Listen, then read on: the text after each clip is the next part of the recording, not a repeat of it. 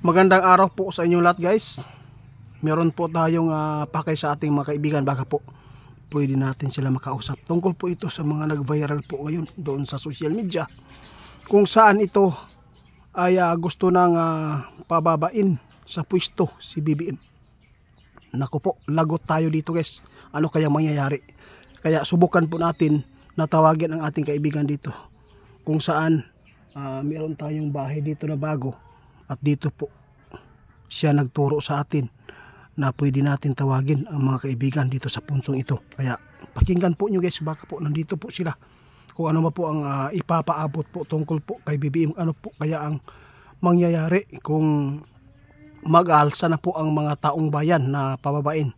Kasi sa survey, guys, mas tumaas ang mga Duterte sa pagtitiwala nila doon kaya Duterte kaysa BBM. Wala na po talaga nga tiwala ang mga tao kay BBM kung tingnan po natin sa survey ngayon. Kaibigan, sana nandito po kayo ngayon, kaibigan. Meron po akong maraming salamat, nandito ka. Meron po nga nagpaabot sa atin at nakita po namin ito, viral po ngayon, na pinagre-resign na si BBM sa kanyang pwesto. Kasi alam po ninyo ay grabe na po talaga siguro ang kanilang galit mula lang siya po yung nakapaglingkod na grabe, ang daming mga baser.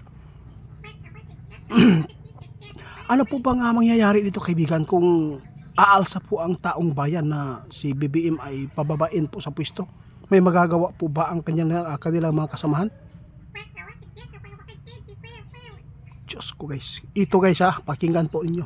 Alam po ninyo, guys, kahit pa sino nga kumampi kay BBM, sabi ng ating kaibigan, kung ang lahat ng taong bayan dito sa Pilipinas ay mag-alsa na pababain sa pwesto, sigurado, guys, mapababa.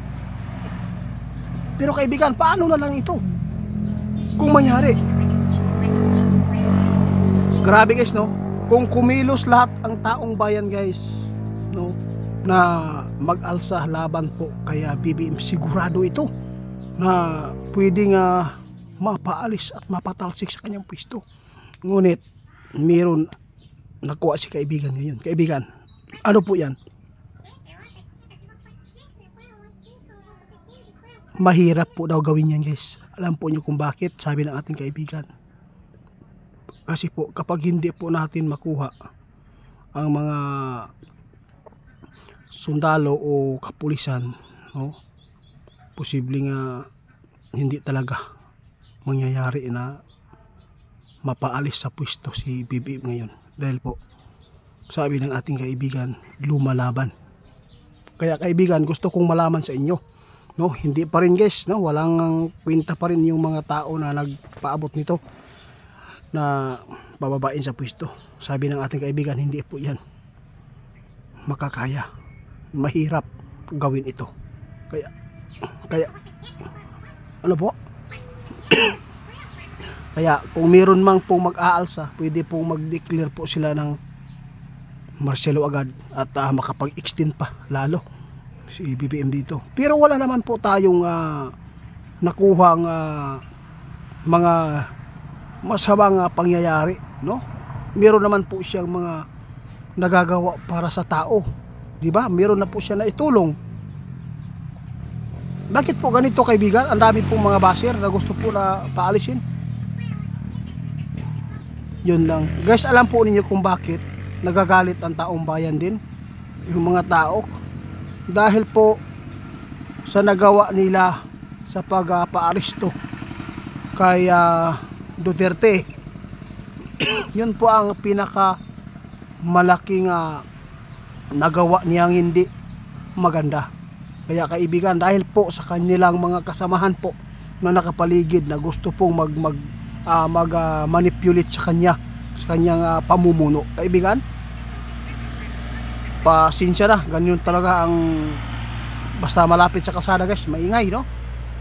Pero kaibigan, marami pong mga nalulungkot kung alam po natin, hindi lang po ang mga tao na ubos, no? Hindi po lahat tao na sumusuporta din po sa mga Duterte. Hindi po lahat. At meron ding mga tapat po doon sa kay BBM, no? Kaya hindi po talaga magagawa guys na mapatalsik po sa oo. Grabe ang pag-viral karon. Gusto nais po talaga ng mga tao na patalsikin sa pwesto si BBM. Wala tayong magagawa guys, no, kung meron mang nakita ang mga tao sa kanyang pamumuno. Pero sa akin wala na pong kwenta yan, no? Di ba kaibigan? Hindi naman tayo umaasa po doon. Oo. Magsikap na lang tayo. Pabayaan na lang po natin. Ayaw po natin na makapagbigay pa ng sakit sa ulo, no? Makaka-stress lang po daw yan guys. Kaya dapat ang mga supporters ng mga Duterte, wag na natin na dagdagan pa ang makaguluhan. Kung ano man po ang magaganap, kaya ito ay pagpapasya po ng Panginoon na ganito po ang ganito po ang pagbibigay po niya ng pagpapasya sa namumuno. Wala tayong magawa. Hindi po pwede na bigla na lang paalisin at patalsikin. At saka lalaban po at lalaban yan. Kaya mas magulo pa ito guys, mangyayari. Sabi ng ating kaibigan noon pa. O kaya hindi na lang po natin gatong-gatungan, no? Kung ano man po ang nagawa ni BBM ngayon, meron naman po siyang nagawa ng kabutihan. Kung meron man po mga kamalian, kasi kanya-kanya man po tayo ng dala, no? Kung ano po ang ating pamumuno dito. Baka po yun lang po ang kanyang kaya. At least meron pong napatunayan niya na talagang lumalaban po ang ating presidente, no kaibigan? Huwag na lang po daw mangarap ang mga tao na patalsikin si BBM. Hintayin na lang po ninyo sa tamang panahon. Malapit naman, di ba? Oo, kung magawa kayo ng mga hakbang na hindi maganda, baka po pagsisihan pa ninyo, no? Karon magdeklara mo nga pababaon, lulusob kayo doon, tapos bigla na lang magpasya ang ating presidente na magmarsyalo. Paano na lang? Di ba? Okay lang siguro yung mga sundalo pag nahawakan ng mga taong bayan na yun po ang gagawin, no? Para mapatalsik at wala nang mga makapagbantay sa kanya, di ba? Mahirap yan gawin. Huwag po natin asahan yan, yung mga tao na nagpaabot yan, kasi mahirap po yan magagawa, no? Hindi po yan basta-basta na mapaalis po si BBM sa kanyang pwesto ngayon.